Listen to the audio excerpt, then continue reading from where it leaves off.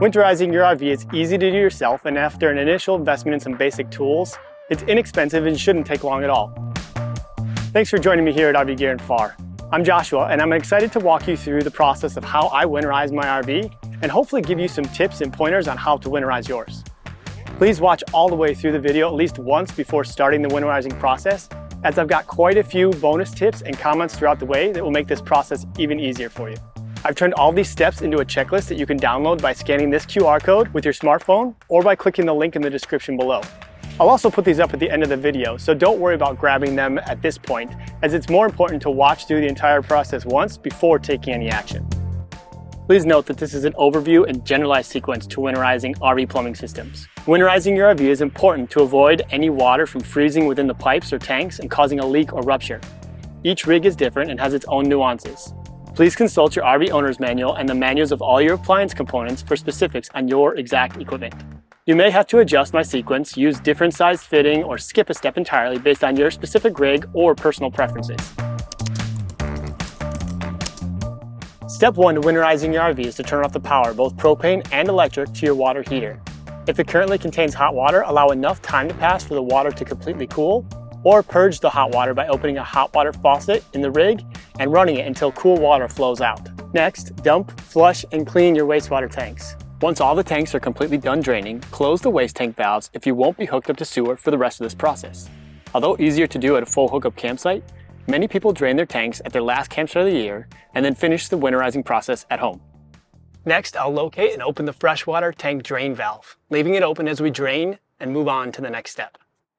Disconnect the RV from city water and release the pressure on the system by opening any faucet, both hot and cold. If you're no longer connected to sewer, place a bucket under the faucet to catch any water that may flow due to pressure inside the lines. I actually prefer to do this at my low point drains. I've replaced the standard caps and installed ball valves, which are significantly easier to open, literally turning of the valve. And by using a threaded shutoff valve, it also allows me to terminate them in these 1/2 to 3/4 inch adapters, which means I can connect a garden hose here to direct any water away from the rig and or use the hot water during the camping season for any cleaning purposes. If you choose to release the pressure to faucet, then you'll need to head below the rig and locate your low point drains. There'll be one for the cold and one for the hot water. Again, make sure that your water heater is off and cooled beforehand. If you choose to release the pressure at the low point drains, we'll then head inside and open a faucet, both hot and cold sides. This will allow air behind water, releasing any vacuum on the lines and allowing more water to drain out of the now open low point drains. Proceed to open all the faucets in your rig so that gravity can drain as much as possible. If you have any single handle faucets, setting the handle right between the hot and cold should partially open the lines. But it doesn't hurt to cycle through full hot and full cold for a few seconds before ending and leaving it open at the midpoint. After releasing the pressure on the plumbing system and letting gravity drain the lines, you'll want to remove any in-line water filters attached to your RV. It's recommended that you replace these with new ones in the spring after dewinterizing and sanitizing the freshwater system.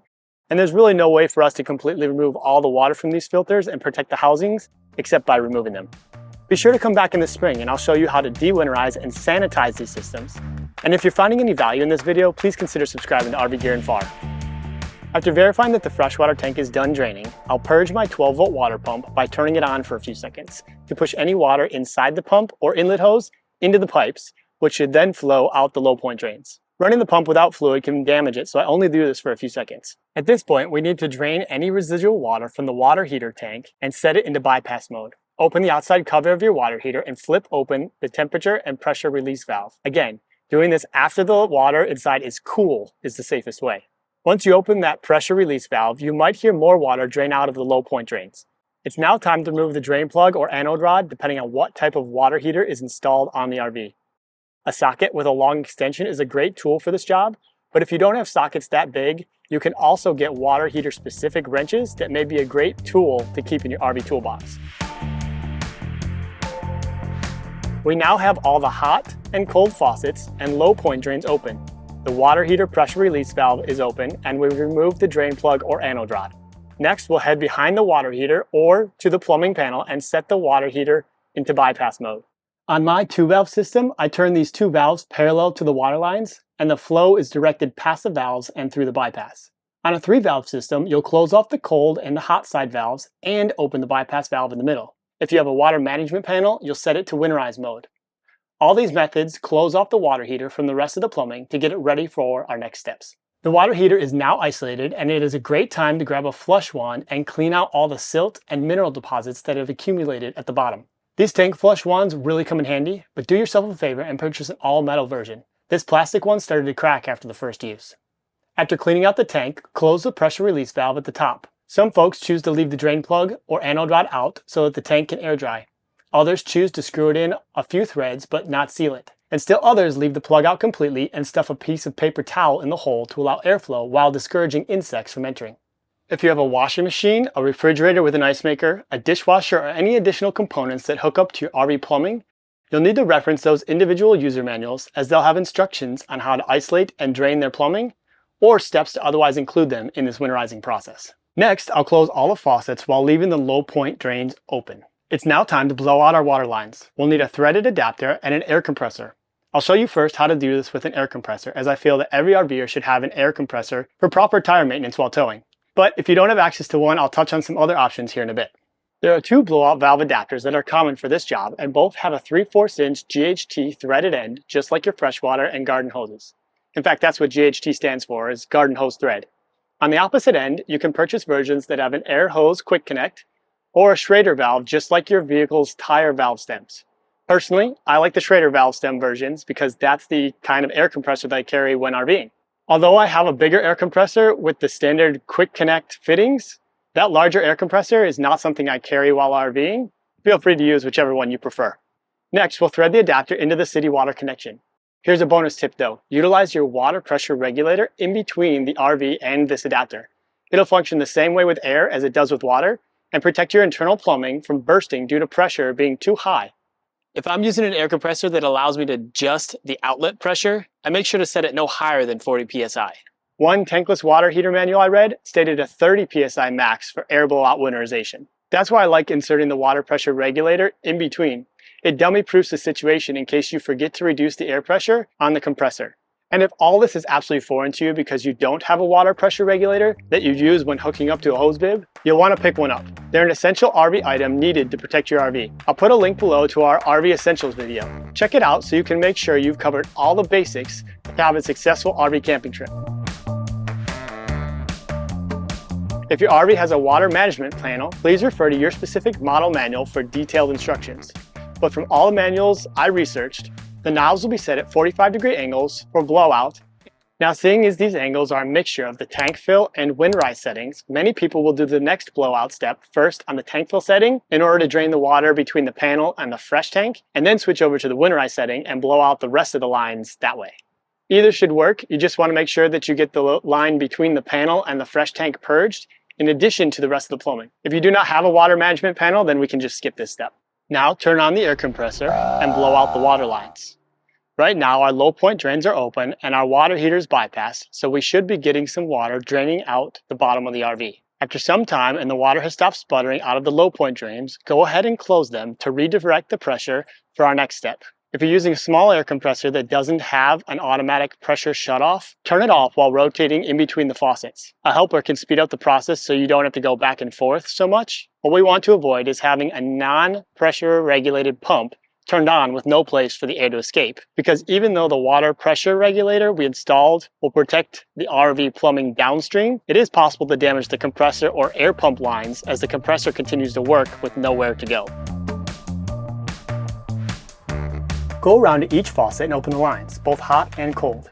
If you're no longer hooked up to sewer, grab that bucket to catch any expelled water. Open the shower and shower head, as well as any outdoor or spray port attachments on the outside of the rig. One place folks often forget about is the toilets. If you're no longer attached to sewer, you'll want to wait to do the toilets last so that there's the minimal amount of water being put into the tanks. Otherwise, blow them out while you're in the bathroom and it's convenient. If you have a tankless or on-demand water heater, you'll want to reference your user's manual on the winterizing procedure. Some of the manuals I read basically treat the tankless heaters as if they are a part of the overall water system, meaning that you can winterize them just like a faucet. Open the drain plug on the tankless heater with the rest of the faucets closed and blow out any water via the drain plug, remembering to reference the user manual for recommended air pressures on your specific equipment. Still, other manufacturers simply require isolating the tankless heater and gravity draining for at least 10 minutes. All to say you'll have to reference your specific manual for winterizing instructions on tankless heaters. Once all the lines are blown out and expelling only air, turn off the air compressor and move the blowout valve adapter over to your black tank flush inlet and blow that out as well. When finished, turn off the air compressor and disconnect the blowout adapter. If you have a water management panel and have the knobs set to the 45-degree angles, now's the time to set them fully into winterize mode. Many folks will say you don't need to do this two-step winterizing process, that you can either blow out the lines with air or pump them through with RV antifreeze. However, neither process totally reaches each and every place that water may accumulate, and even the water panel manufacturers detail utilizing both air and antifreeze in their winterizing instructions. At this point, we're moving on to adding RV antifreeze to the system, and we'll want to make sure that all the faucets, low point drains, and waste tank valves are closed. You can purchase RV antifreeze by the gallon at many auto parts, farm supply, marine, RV, hardware, and even some department stores. Do some research and make your own decisions regarding what RV antifreeze you use on your rig. Based on what I've researched, this is what I've learned. There are two types of RV antifreeze: solutions that are ethanol based and solutions that are propylene glycol based, along with some versions that blend the two. Some folks have reported that the solutions with ethanol in them have a slight odor or lingering taste when de-winterizing in the spring, that the alcohol may not be the best for the rubber plumbing seals, and that they'll generally be less expensive than the propylene glycol only versions. Propylene glycol RV antifreeze is odorless, tasteless, and is supposed to be good for rubber seals. Due to all these benefits, it'll typically be more expensive and harder to source. One thing I noticed while looking at the safety data sheets is that the ethanol and ethanol blends all had a flammability warning on the label, while the propylene glycol versions that did not contain ethanol had no such warning. So that may be a quick indicator of what's inside when picking up a bottle off the shelf. Another point to note is that RV antifreeze will actually freeze, albeit at a lower temperature than water. But what we're most concerned about is the burst rating, which is typically at least negative 50 degrees Fahrenheit. I've even seen some go as low as negative 100 degrees Fahrenheit. RVs need anywhere from 2 to 3 gallons of antifreeze for most travel trailers, up to 5 or 6 gallons for large fifth wheel or motorhome that have accessory equipment like a washing machine or dishwasher.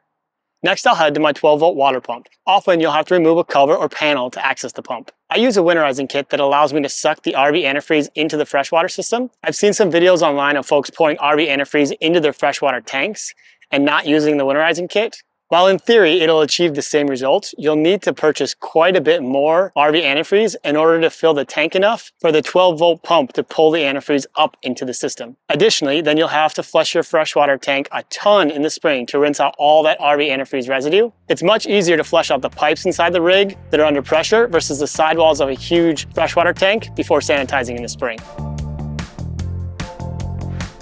Remove the inlet hose from the 12-volt pump and clean out the screen filter. Attach the valve and hose to the inlet side of the pump and place the short length of hose into your RV antifreeze, either into the jug directly or pour the antifreeze into a bucket so that you don't have to swap them out during the process.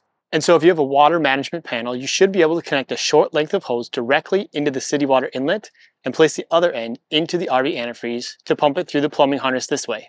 Since blowing out the system with air doesn't guarantee that we get all the water out, think of all the twists, turns, and dips within your plumbing, not to mention the internals of the 12-volt pump. Doing both air and antifreeze ensures that we cover as many opportunities to prevent rupture as possible. Honestly, the cost savings of doing only one, either air or antifreeze, versus both are dwarfed by the repair cost to ruptured plumbing or water damage come springtime. Your call, but to me it's cheap insurance.